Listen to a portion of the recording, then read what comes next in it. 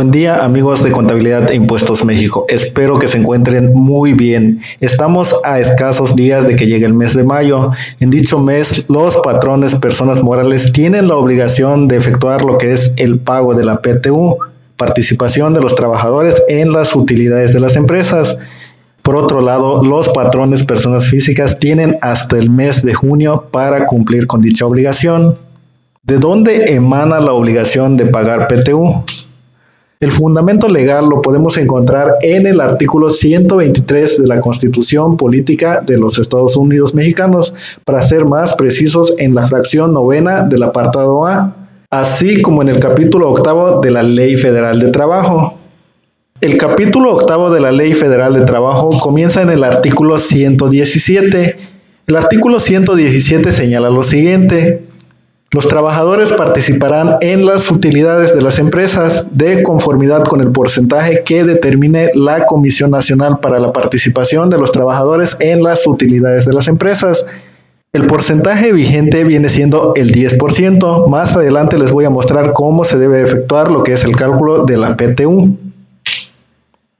¿Cuáles son algunas de las obligaciones de los patrones? El artículo 121 señala la obligación que tiene el patrón de entregar copia de la declaración anual al trabajador dentro de un término de 10 días contados a partir de la fecha de la presentación de la declaración anual. Y por otro lado, el trabajador tiene la obligación de no poner en conocimiento de terceras personas los datos contenidos en la declaración y en sus anexos. Hay que tener mucho cuidado con eso. Otra de las obligaciones de los patrones es el plazo que tiene para efectuar lo que es el pago de la PTU.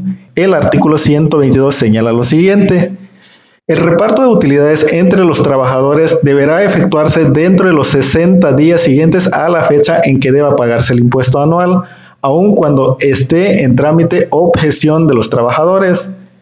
La fecha límite para presentación y pago de la declaración anual en personas morales venció el 31 de marzo del 2023. Eso significa que a más tardar el 31 de mayo del 2023, los patrones, personas morales, deben efectuar lo que es el pago de la PTU.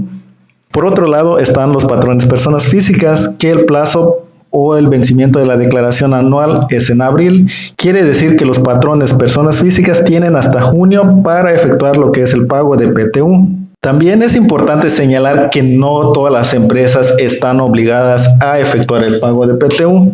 El artículo 126 de la Ley Federal de Trabajo exenta o exime de la obligación a ciertas empresas. En la fracción 1 señala lo siguiente: las empresas de nueva creación durante el primer año de funcionamiento.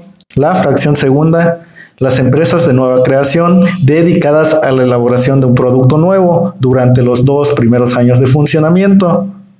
Fracción 3, las empresas de industria extractiva de nueva creación durante el periodo de exploración.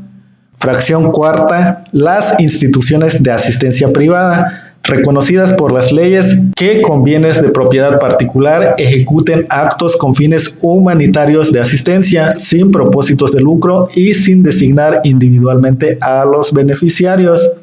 Fracción 5, el Instituto Mexicano del Seguro Social y las instituciones públicas descentralizadas con fines culturales, asistenciales o de beneficencia.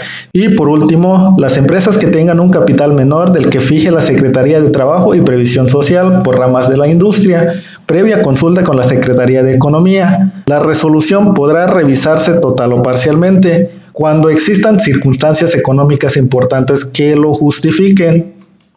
Recomiendo a los patrones revisar si se encuentran en uno de esos supuestos. Ahora voy a continuar con el cálculo. ¿Cómo se debe calcular lo que es la PTU?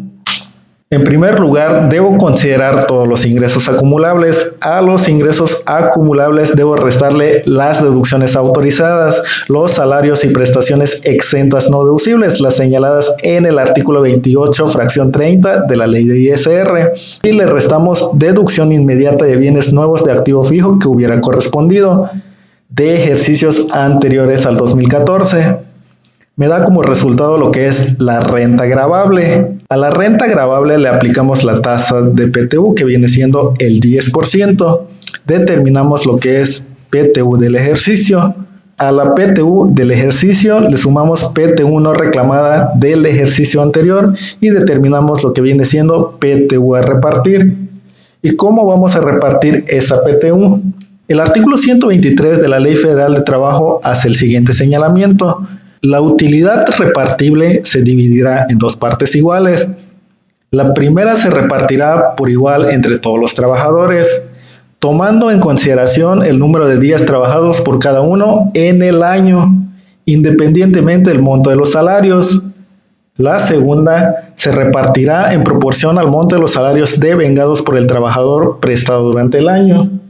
Por otro lado, hay que mencionar que no todos los trabajadores pueden gozar de este beneficio.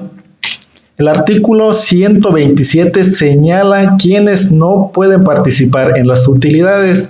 En la fracción primera señala a los directores, administradores y gerentes generales. Fracción segunda, los demás trabajadores de confianza. Si tienen un salario mayor al que corresponde el puesto, se les tendrá que topar. Las fracciones subsecuentes hablan de las madres trabajadores, de la construcción, del hogar y trabajadores eventuales. Y por último, quiero analizar lo que señala la fracción octava, donde habla de un límite máximo de 3 meses o el promedio de participación recibida en los últimos 3 años.